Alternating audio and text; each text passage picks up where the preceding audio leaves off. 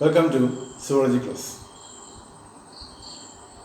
So in the last class, we have discussed about the structure of the DNA and also the packaging of the DNA molecule. Now we shall go to the next topic, that is replication of the DNA. So DNA is the genetic material, and one of the characteristic features of the DNA molecule or the genetic material, DNA as the genetic material, is the property of replication. A genetic material should be able to replicate or make its own copy.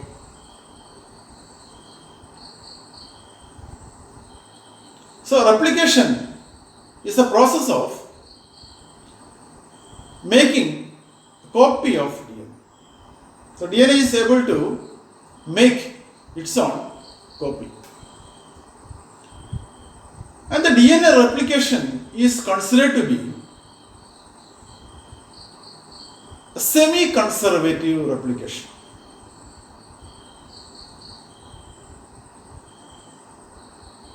The replication is semi-conservative replication.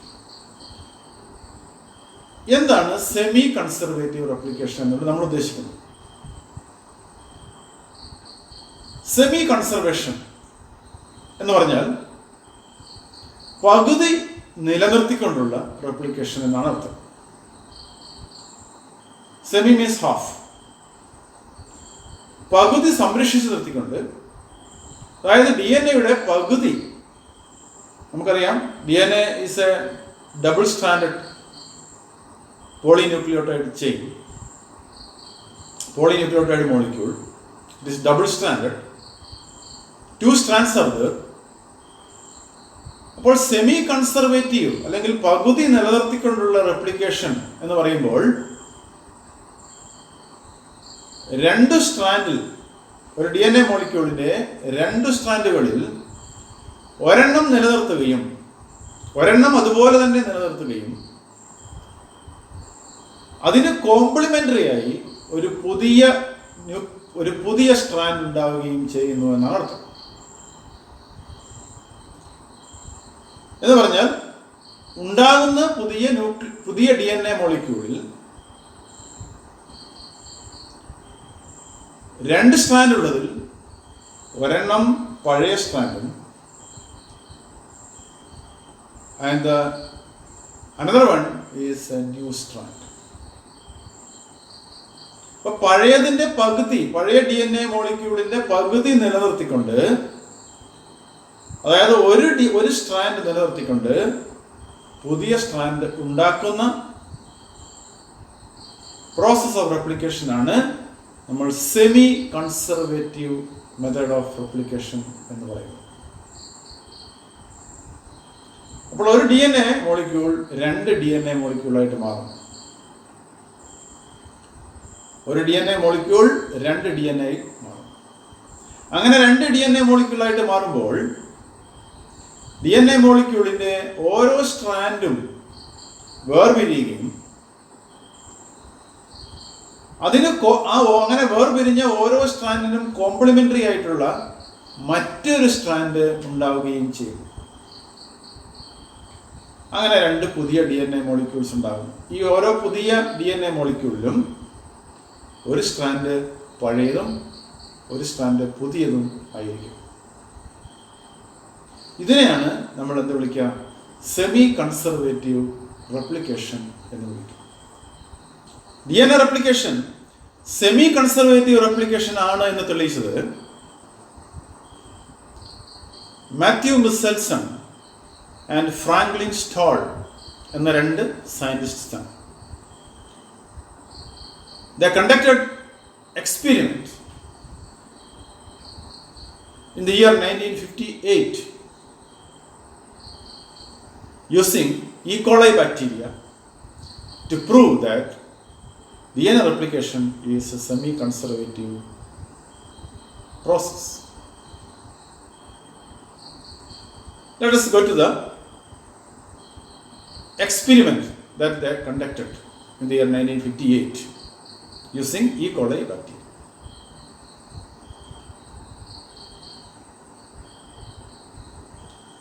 They cultured the E. coli bacteria in a culture medium containing ammonium chloride, where the nitrogen in the ammonium chloride they used were the heavy isotope of nitrogen, that is N15.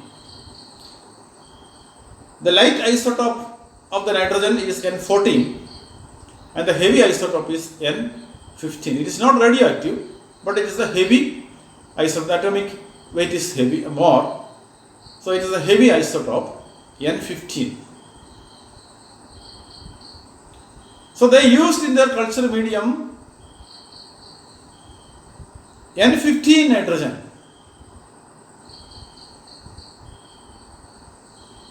as a part of the ammonium chloride they used in the culture medium. And all components, all the molecules in which nitrogen is a part would contain N15 nitrogen. So there is no other go, because the medium has only N15 nitrogen, the heavy isotope of nitrogen. So all nitrogen containing molecule, non-nitrogen containing compounds in the bacteria which are grown in that medium would contain or would have the heavy isotope of nitrogen, that is N15, including the nitrogen bases of the DNA molecule. Okay. So they grew the bacteria for several generations in the medium containing the N15 isotope. So naturally, the DNA, the nitrogen bases of the DNA contained N15. After several generations of growth in the medium, they transferred the E. coli bacteria from N15 medium to N14 medium.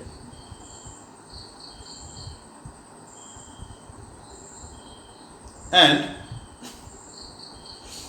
subjected this medium, N14 medium, with the bacteria which were transferred from the N15 medium to centrifugation. Density gradient centrifugation. We have already seen, while centrifuging a medium, the denser particles will settle down and the lighter particles will appear in the supernatant. Or particles or molecules could be separated based on the density. So they centrifuged this medium, this N14 medium, into which N15 bacteria were transferred at regular time intervals. The first centrifuge, after 20 minutes of transferring the bacterium into the N14 medium. So let us make it once again clear.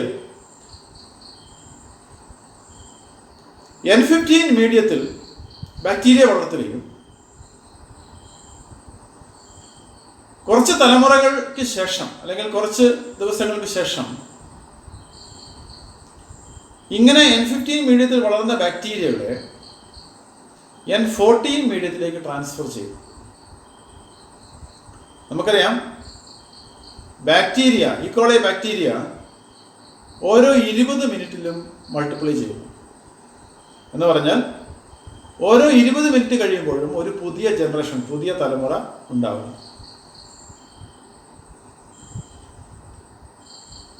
N15 മീഡിയത്തിൽ കുറേ തലമുറകൾക്ക് ശേഷം, കുറേ തലമുറകൾ multiply, കുറേ തലമുറ ആകുന്നത് വരെ ഈ ബാക്ടീരിയകളെ N15 മീഡിയത്തിൽ തന്നെ വളർത്തും. അതിനുശേഷം അവയെ N14 മീഡിയത്തിലേക്ക് ട്രാൻസ്ഫർ ചെയ്യും. N14 മീഡിയത്തിലേക്ക് ട്രാൻസ്ഫർ ചെയ്ത് 20 മിനിറ്റ് കഴിഞ്ഞപ്പോൾ ആ മീഡിയം സെൻട്രിഫ്യൂഗേഷന് വിധേയമാക്കിയില്ല.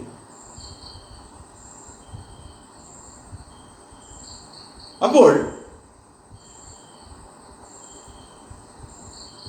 അതിനുശേഷം അങ്ങനെ കിട്ടിയ DNA, ആ സെൻട്രിഫ്യൂഗേഷന്റെ ഫലമായി കിട്ടിയ ബാക്ടീരിയ സെഡിമെന്റ് ചെയ്യുന്നു. ആ ബാക്ടീരിയ DNA-യുടെ ഡെൻസിറ്റി, DNA ഹൈബ്രിഡ് DNA ആണ് എന്ന് അവർക്ക് മനസ്സിലായി, based on the difference in the density. N15 മീഡിയത്തിൽ വളർത്തിയ ബാക്ടീരിയ സെൻട്രിഫ്യൂഗ് ചെയ്തപ്പോൾ അവ സെറ്റിൽ ചെയ്യുന്നതും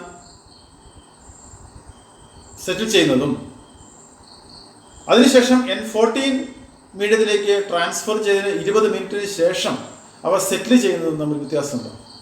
because the density will be different. അങ്ങനെ 20 മിനിറ്റിന് ശേഷം N14 മീഡിയത്തിലേക്ക് മാറ്റി 20 മിനിറ്റിന് ശേഷം സെൻട്രിഫ്യൂഗേഷന് വിധേയമാക്കിയപ്പോൾ they could understand that the DNA or these bacteria were hybrid bacteria. ഇവിടെ ഹൈബ്രിഡ് ബാക്ടീരിയ അല്ലെങ്കിൽ ഹൈബ്രിഡ് DNA എന്ന് ഉദ്ദേശിക്കുന്നത് ഓരോ DNA മോളിക്യൂളിലും ഒരു N15 സ്ട്രാൻഡും ഒരു N14 സ്ട്രാൻഡും കാണാൻ സാധിച്ചു. എന്തുകൊണ്ടായിരിക്കും ഇങ്ങനെ സംഭവിച്ചിട്ടുണ്ടാവുക? N15 വളർന്ന സമയത്ത്, N15 ഈ ബാക്ടീരിയ ഉണ്ടായിരുന്ന സമയത്ത് എല്ലാ DNA-യും N15 ആയിരുന്നു. DNA-യുടെ 2 സ്ട്രാൻഡുകളും, അങ്ങനെ എല്ലാ DNA-യുടെയും സ്ട്രാൻഡുകളിലും ഏതായിരുന്നു? N15 ആയിരുന്നു. വേറെ അവിടെ ചോയ്സ് ഉണ്ടായിരുന്നില്ല. ഇങ്ങനെ N15 DNA ഉള്ള ബാക്ടീരിയയാണ് N14 മീഡിയത്തിലേക്ക് മാറ്റിയത്. 20 മിനിറ്റുകൾ എന്ന് പറഞ്ഞാൽ എന്താണ് അർത്ഥം? ഒരു മൾട്ടിപ്ലിക്കേഷൻ കഴിയും. നമുക്കറിയാം, സെൽ മൾട്ടിപ്ലൈ ചെയ്തതിന് മുന്നോടിയായി എന്ത് മൾട്ടിപ്ലൈ ചെയ്തിട്ടുണ്ടാവും? DNA മൾട്ടിപ്ലൈ ചെയ്യും. നിങ്ങളത് പഠിച്ചിട്ടുണ്ട്. സെൽ ഡിവിഷൻ്റെ സമയത്തൊക്കെ നിങ്ങൾ പഠിച്ചിട്ടുണ്ട്. സെൽ ഡിവിഷൻ പഠിച്ചപ്പോൾ നിങ്ങൾ പഠിച്ചിട്ടുണ്ടാവും. അപ്പോൾ സെൽ ഡിവൈഡ് ചെയ്യുന്നതിന്, സൈറ്റോപ്ലാസം ഡിവൈഡ് ചെയ്യുന്നതിന് മുന്നോടിയായി DNA റെപ്ലിക്കേറ്റ് ചെയ്യും. അപ്പോൾ ഇവിടെ 20 മിനിറ്റിൽ DNA റെപ്ലിക്കേഷൻ നടന്നു, സെൽ ഡിവൈഡ് ചെയ്തു. അങ്ങനെ DNA റെപ്ലിക്കേറ്റ് ചെയ്തപ്പോൾ പുതിയ DNA സ്ട്രാൻഡുകൾ ഉണ്ടാവണം. ആ പുതിയ DNA സ്ട്രാൻഡുകൾ N14 ആയിരിക്കും. ആ പുതിയ DNA സ്ട്രാൻഡുകളിലെ നൈട്രജൻ ബേസുകളൊക്കെ എന്തായിരിക്കും? N14 നൈട്രജൻ ആയിരിക്കും. കാരണം ഇത് N14 മീഡിയം ആണല്ലോ, അവിടെ N15 ഇല്ല. അപ്പോൾ ഡെൻസിറ്റി പരിശോധിച്ച് കഴിഞ്ഞപ്പോൾ N14 മീഡിയത്തിൽ വളരുന്ന DNA-യുടെ ഡെൻസിറ്റിക്കും N15 മീഡിയത്തിൽ വളരുന്ന DNA-യുടെ ഡെൻസിറ്റിക്കും ഇടയിലാണ് ഇപ്പോൾ കിട്ടിയ DNA-യുടെ ഡെൻസിറ്റി എന്ന് മനസ്സിലാക്കാൻ സാധിച്ചു. എന്ന് പറഞ്ഞാൽ they concluded that the strands of the DNA molecule formed as a result of replication are of two types. One is the old strand with N15 nitrogen, and the newly synthesized strand is with N14. That means the old strand is retained. Out of the two old strands, one is retained and a new strand is polymerized based on the base sequence of the old strand. So this experiment of Matthew Michelson and Franklin Stahl proved that DNA replication is semi-conservative. ഇത് മനസ്സിലായി എന്ന് ഞാൻ വിചാരിക്കുന്നു. Experiment നമുക്ക് ഒന്നുകൂടി നോക്കാം.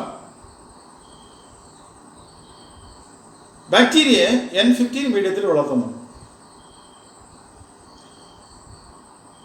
കുറച്ച് ആളുകൾ കഴിയുമ്പോൾ, അല്ലെങ്കിൽ കുറച്ച് സമയം കഴിയുമ്പോൾ, കുറേ തലമുറകൾ കഴിയുമ്പോൾ ബാക്ടീരിയകളുടെ DNA മുഴുവൻ N15 ആയിരിക്കും. കാരണം N15 മാത്രമേ അവിടെ ഉള്ളൂ. ഇങ്ങനെ N15 ബാക്ടീരിയകളെ അല്ലെങ്കിൽ DNA N15 ഉള്ള ബാക്ടീരിയകളെ N15 മീഡിയത്തിൽ വളർന്ന ബാക്ടീരിയകളെ N14 മീഡിയത്തിലേക്ക് മാറ്റുന്നു. N14 lighter isotope of nitrogen ഇതിലേക്ക് മാറ്റുന്നു. ഒരു തലമുറ കഴിയുന്നു, DNA റെപ്ലിക്കേഷൻ നടക്കുന്നു, ഒരു തലമുറ കഴിയുന്നു. അപ്പോൾ DNA റെപ്ലിക്കേഷൻ നടക്കുമല്ലോ. ഈ DNA റെപ്ലിക്കേഷൻ ആവശ്യമായ നൈട്രജൻ മീഡിയത്തിൽ നിന്നല്ലേ എടുക്കേണ്ടത്. നൈട്രജൻ ബേസുകളൊക്കെ മീഡിയത്തിൽ നിന്നാണല്ലോ ഉണ്ടാവേണ്ടത്. ആ നൈട്രജൻ മീഡിയത്തിൽ നിന്നാണ് എടുക്കേണ്ടത്. അത് N14 ആണ്. റെപ്ലിക്കേഷൻ നടന്നു, സെൻട്രിഫ്യൂഗേഷൻ നടത്തി ഡെൻസിറ്റി ഗ്രേഡിയൻറ്റ് നടത്തിയപ്പോൾ ഡെൻസിറ്റി ഗ്രേഡിയൻറ്റ് അടിസ്ഥാനത്തിൽ സെൻട്രിഫ്യൂഗേഷൻ നടത്തി ഡെൻസിറ്റി ഗ്രേഡിയൻറ്റ് പരിശോധിച്ചപ്പോൾ എന്ത് മനസ്സിലാവുന്നു? ഇന്റർമീഡിയറ്റ് ഡെൻസിറ്റി ഉള്ള DNA ആണ് കിട്ടിയതെന്ന് മനസ്സിലാവും. അല്ലെങ്കിൽ ആ ബാക്ടീരിയയുടെ weight intermediate to the N15 bacteria and N14 bacteria. അപ്പോൾ ഒരു കൺക്ലൂഷനിലേക്ക് എത്തുന്നു. എന്താണ് ഇത് ഇന്റർമീഡിയറ്റ് ആവാനുള്ള കാരണം? DNA ഒരു സ്ട്രാൻഡ് N15 ഒരു സ്ട്രാൻഡ് N14 N15 എന്ന് പറയുന്നത് ഓൾഡ് സ്ട്രാൻഡാണ്, N14 എന്ന് പറയുന്നത് ന്യൂ സ്ട്രാൻഡാണ്. അപ്പോൾ അവർ കൺക്ലൂഷനിലേക്ക് എത്തുന്നു. എന്താണ്? റെപ്ലിക്കേഷൻ നടക്കുന്ന സമയത്ത് DNA ഒരു സ്ട്രാൻഡ് അങ്ങനെ തന്നെ നിലനിർത്തുകയും മറ്റൊരു സ്ട്രാൻഡ് പുതുതായി ഉണ്ടാവുകയും ചെയ്യും. അങ്ങനെ പുതിയൊരു DNA ഉണ്ടാവും. അപ്പോൾ ഉണ്ടാകുന്ന DNA, റെപ്ലിക്കേഷന്റെ ഫലമായി ഉണ്ടാകുന്ന DNAയിൽ one stand is old and the other stand is new. അതുകൊണ്ടാണ് ഇതിനെ സെമി കൺസർവേറ്റീവ് എന്ന് പറയുന്നത്. അതായത് രണ്ട് സ്റ്റാൻഡിൽ പകുതി നിലനിർത്തുന്നു, അതായത് ഒന്ന് അതേപോലെ നിലനിർത്തുന്നു, മറ്റൊന്ന് പുതിയതുണ്ടാകും. ഇതിനെയാണ് നമ്മൾ എന്ത് വിളിക്കാം? സെമി കൺസർവേറ്റീവ് റെപ്ലിക്കേഷൻ എന്ന് വിളിക്കാം. ഇതേ വർഷം തന്നെ 1958 തന്നെ Taylor and his associates, Taylor എന്ന് പറയുന്ന ഒരു സയന്റിസ്റ്റും അദ്ദേഹത്തിൻ്റെ സഹപ്രവർത്തകരും വിസിയ ഫാബ എന്ന് വിളിക്കുന്ന ഒരു പ്ലാന്റ്, ഫാബ ബീൻസ് എന്ന് വിളിക്കുന്ന ഒരു പ്ലാന്റിൽ റേഡിയോ ആക്റ്റീവ് തൈമിഡിൻ ഉപയോഗിച്ച് എക്സ്പെരിമെന്റ് നടത്തി. അപ്പോഴും ഇത് സെമി കൺസർവേറ്റീവ് റെപ്ലിക്കേഷൻ ആണ് എന്ന് വ്യക്തമാണ്. So it was established the fact that DNA replication is semi-conservative.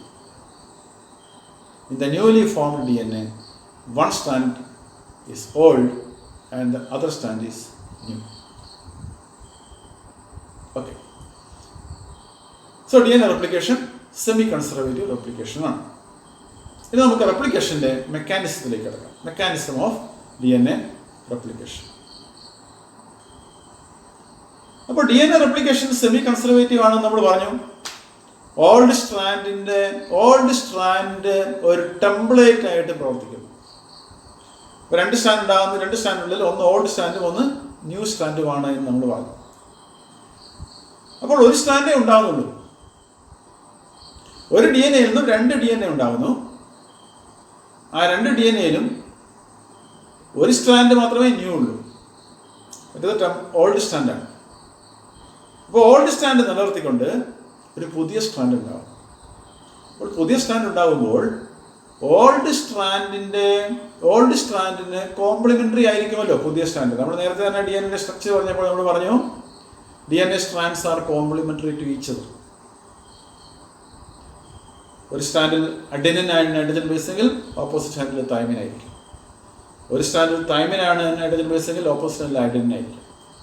ഒരു സ്റ്റാൻഡിൽ ഗുവാൻ ആണ് നൈട്രജൻ ബേസെങ്കിൽ ഓപ്പോസിറ്റ് സ്റ്റാൻഡിൽ അത് സൈറ്റോസിൻ ആയിരിക്കും. ഒരു സ്റ്റാൻഡിൽ സൈറ്റോസിൻ ആണെങ്കിൽ ഓപ്പോസിറ്റ് സ്റ്റാൻഡിൽ അത് ഗുവാൻ ആയിരിക്കും. So it is complementary to each other. അപ്പോൾ ഓൾഡ് സ്റ്റാൻഡ് അവിടെ ഉണ്ട്, ന്യൂ സ്റ്റാൻഡാണ് ഉണ്ടാകേണ്ടത്. അത് കോംപ്ലിമെൻ്ററി ആയിരിക്കണം. അപ്പോൾ ഓൾഡ് സ്റ്റാൻഡിൻ്റെ ബേസ് സീക്വൻസിന് കോംപ്ലിമെൻ്ററി ആയിട്ടുള്ള ബേസ് സീക്വൻസ് ഉള്ള ഒരു പുതിയ സ്റ്റാൻഡാണ് ഉണ്ടാകേണ്ടത്. ഓക്കെ. ഒരു പുതിയ സ്ട്രാൻഡ് ഉണ്ടാവുക എന്ന് പറയുമ്പോൾ ന്യൂക്ലിയോടൈഡ്സ് ആഡ് ചെയ്ത് ഒരു പോളി ന്യൂക്ലിയോടൈഡ് ചെയിൻ ഉണ്ടാക്കുക എന്നാണല്ലോ അർത്ഥം.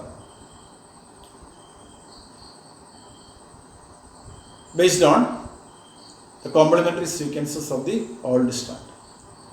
അപ്പോൾ ഓൾഡ് സ്ട്രാൻഡിൽ എങ്ങനെയാണോ ബേസ് സീക്വൻസ്, അതിന് കോംപ്ലിമെന്ററി ആയിട്ടാണ് പുതിയ ന്യൂക്ലിയോടൈഡ്, പുതിയ സ്ട്രാൻഡിൽ ന്യൂക്ലിയോടൈഡുകൾ വെക്കേണ്ടത്, ബിൽഡപ്പ് ചെയ്ത് പോവേണ്ടത്, അല്ലെങ്കിൽ പോളിമറൈസ് ചെയ്ത് പോവേണ്ടത് എന്ന് നമുക്കറിയാം.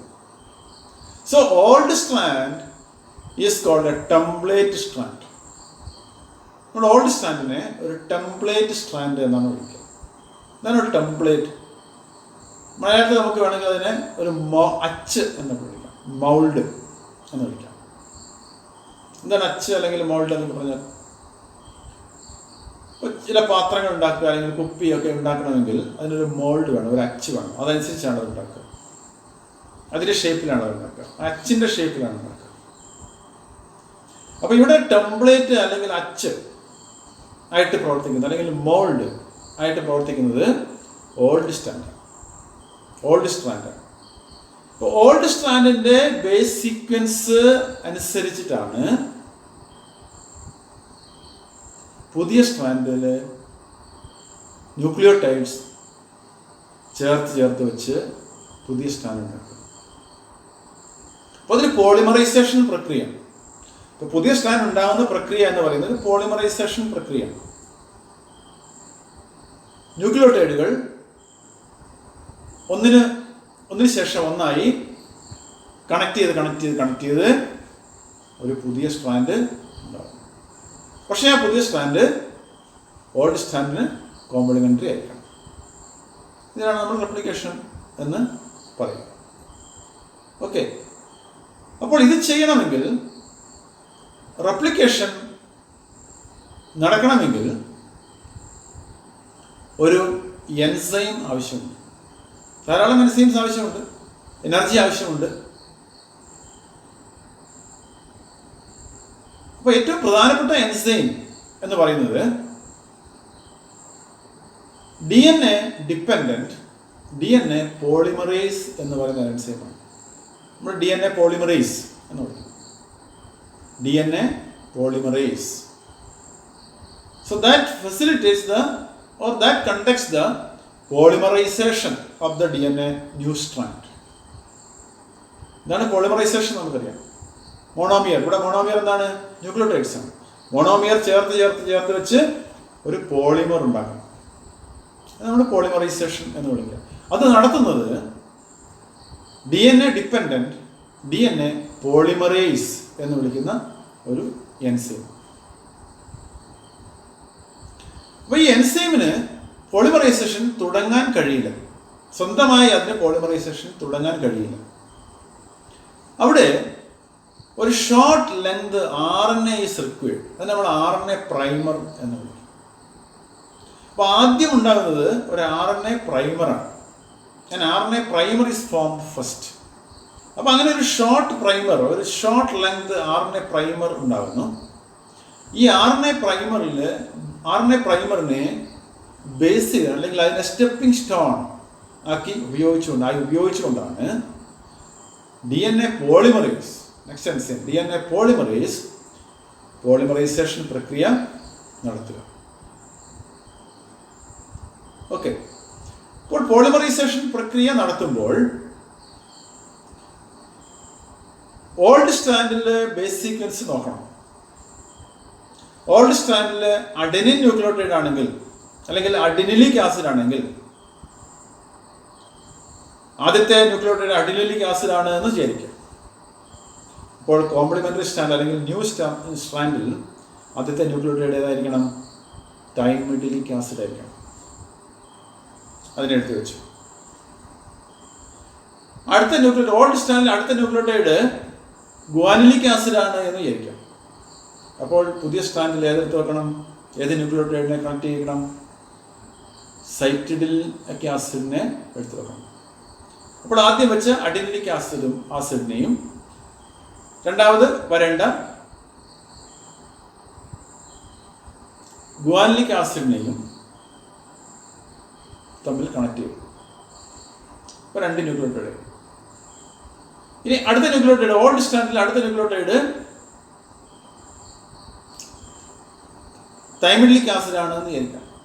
അപ്പോൾ ന്യൂ സ്റ്റാൻഡിൽ അഡിനിലിക് ആസിഡ് എടുത്ത് വെക്കണം. അപ്പോൾ അങ്ങനെ 3 ന്യൂക്ലിയോട്ടൈഡ്.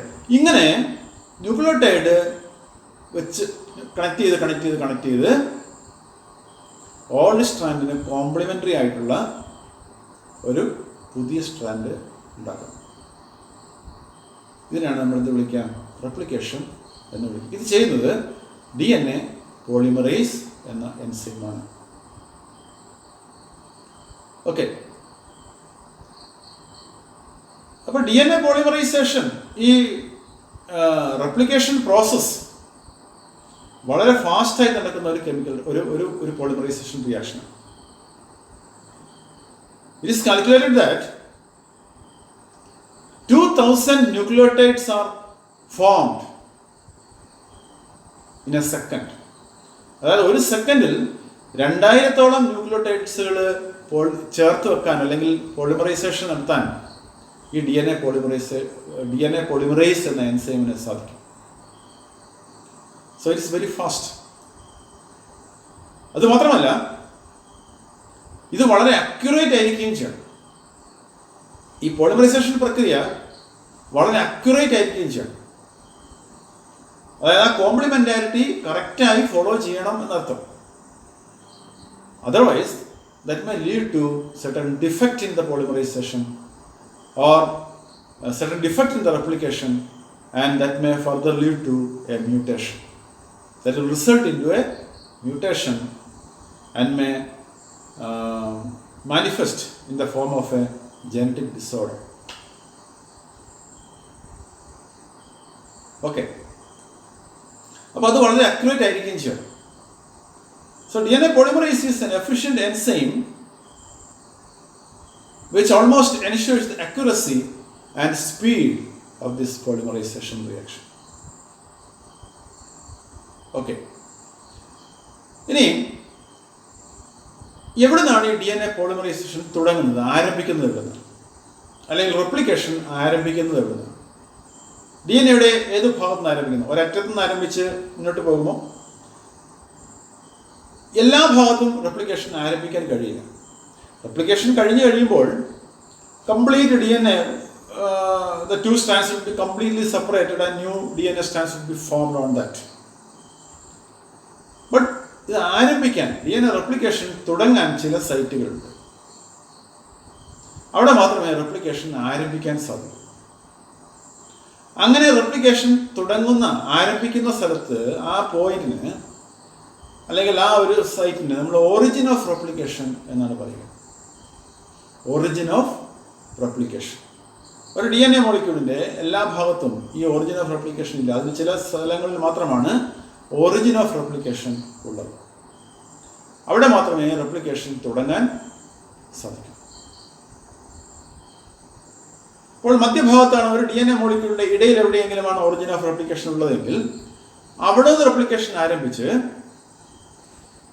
2 സൈഡിലേക്കും എക്സ്റ്റെൻഡ് ചെയ്യുകയും അങ്ങനെ DNA സെപ്പറേറ്റ് ആവുകയും ന്യൂ സ്ട്രാൻഡ്സ് ഉണ്ടാവുകയും ചെയ്യുകയാണ് ചെയ്യുന്നത്.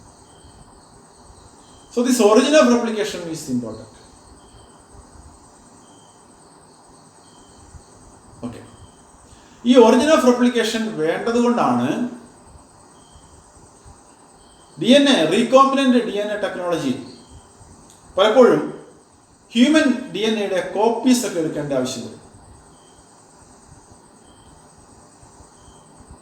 നമ്മുടെ DNAയുടെ പല പതിപ്പുകൾ അല്ലെങ്കിൽ ഒരു DNA സെഗ്മെന്റിന്റെ പതിപ്പുകളൊക്കെ ഉണ്ടാക്കിയെടുക്കേണ്ടി വരും. പല കോപ്പീസ് ഉണ്ടാക്കേണ്ടി വരുന്ന സമയത്ത് അതിനുവേണ്ടി ഒരു ബാക്ടീരിയയോ ഫംഗസിനെയോ ഒക്കെ ഡിപ്പെൻഡ് ചെയ്യുന്നത് അതുകൊണ്ടാണ്. കാരണം വേറൊരു DNA ഇല്ലാതെ ഇതിൻ്റെ കോപ്പി എടുക്കാൻ കഴിയില്ല. കാരണം കോപ്പി എടുക്കണമെങ്കിൽ ഇതിനെ റെപ്ലിക്കേറ്റ് ചെയ്യണമെങ്കിൽ ഒരു ഒറിജിൻ ഓഫ് റെപ്ലിക്കേഷൻ ആവശ്യമുണ്ട്. അത് ബാക്ടീരിയൽ DNAയിലോ ഫംഗൽ DNAയിലോ ഒക്കെ ഈ ഒറിജിൻ ഓഫ് റെപ്ലിക്കേഷൻ അവിടെ ഉള്ളതുകൊണ്ട് അത് റെപ്ലിക്കേറ്റ് ചെയ്യുന്ന കൂട്ടത്തിൽ നമ്മുടെ ഡി എൻ എ അതുമായിട്ട് ഇൻകോർപ്പറേറ്റ് ചെയ്യും. ബാക്ടീരിയൽ ഡി എൻ എയോ ഫംഗൽ ഡി എൻ എയുമായിട്ട് ഇൻകോർപ്പറേറ്റ് ചെയ്യുന്നു. എന്നിട്ട് ബാക്ടീരിയൽ ഡി എൻ എയോ ഫംഗൽ ഡി എൻ എയോ റെപ്ലിക്കേറ്റ് ചെയ്യുന്ന കൂട്ടത്തിൽ നമ്മുടെ ഡി എൻ എയും റെപ്ലിക്കേറ്റ് ചെയ്തെടുക്കുക. അങ്ങനെ കോപ്പീസ് ഉണ്ടാക്കാൻ സാധിക്കും. So this origin of replication is very important. Only at the origin of replication can be initiated. Okay. ഇനി ഈ ഒറിജിൻ ഓഫ് റെപ്ലിക്കേഷൻ്റെ എന്താണ് സംഭവിക്കുക?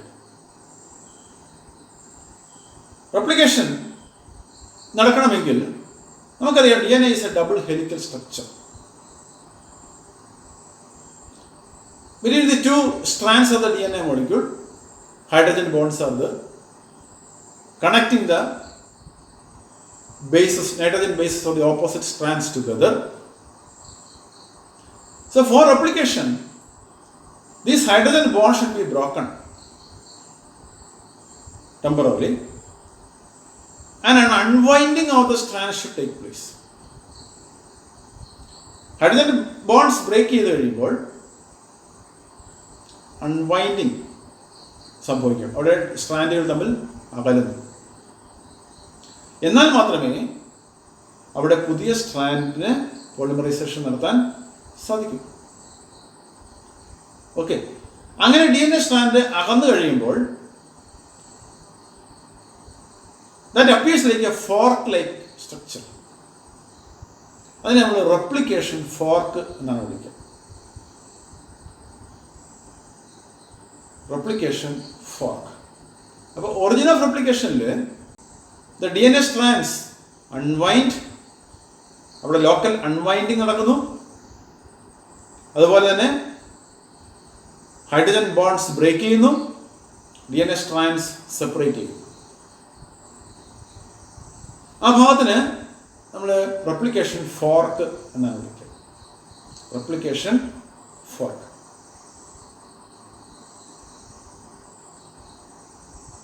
Okay, D N A strands ഈ റെപ്ലിക്കേഷൻ ഫോർക്കിൽ ഡി എൻ എ സ്ട്രാൻഡ്സ് അകന്നു കഴിഞ്ഞാൽ this almost looks like this. This is a DNA replication fork, and this is one old strand and this is another old strand. Okay, a new strand will be formed here and a new strand will be formed here, and that grows. The polymerization of both the new strands grow to the entire length of the DNA molecule, and finally they separate and two new DNA molecules are formed. ഇതാണ് replication സംഭവിക്കുന്നത്. So the new strand grows in the direction of 3' direction to 5' direction. The new strand grows from 5' direction to 3' direction. So that is the direction of polymerization of a DNA strand. We have already seen that the DNA strands have polarity. One end is 5' and the other end is 3' or 3' end. So when a new strand is formed during replication, it always grows from 5' or 5' end to 3' end. From 5' end to 3' end.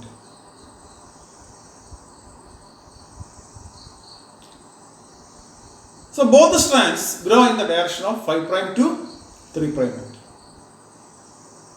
It poses a certain problem during replication. So suppose this is a DNA replication fork. So the new strand forms always, or it progresses always from the 5' end to 3' end. That means the direction of progression of the polymerization of the new strand is from 5' to 3'. Okay, this poses a certain problem. This poses a problem during replication. Let us see how it happens. അപ്പോൾ ഇത് old stand ആണ് സങ്കല്പിക്കുക. ഇത് the old strand. Both are the old strands. And a new strand should be formed here, and a new strand should be formed here also. This is the replication fork. Okay. This is the 3' end of the old strand and 5' end of the old strand. 3', 5'. And this is 5', 3'. Okay. So when new strand is formed, the new strand should be 5', 3', because the old strand is 3', 5'. The new strand is 5', 3'. So here, there is no problem because the new strand is 5', 3', and it can continuously grow, and as the polymerization progresses, the replication fork widens, and this strand continuously grows. But as far as this strand is concerned, this new strand is concerned, here the old strand is 5', 3', and the new strand should be 3', 5'. But you know, a new strand cannot grow in the direction from 3' to 5'. It always grows from 5' to 3'. But here it is 3' and here it is 5'. It cannot grow like this. As in this case, it cannot grow like this continuously. Because a new strand can only be formed from 5' to 3' end. That means a short segment of the strand should be formed in this direction. Because here it is a 5' here. So 5' to 3'. Again, another segment 5' to 3'. Because the replication fork widens step by step. So first it will be like this. So a continuous strand formed here. Here it should be formed like this. Because here is a 5' and here is a 3'. Should be like this. Then it widens. Continuous strand.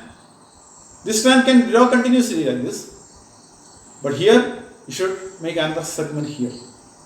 From here to here already formed, and again here to here. Again the replication fork widens. Continuous strand grow like this, no problem, because it is the 5' to 3'. But here it should form a structure, a segment here. So out of the two strands formed, one is the continuous strand. It runs continuously, but the other strand is formed in segments.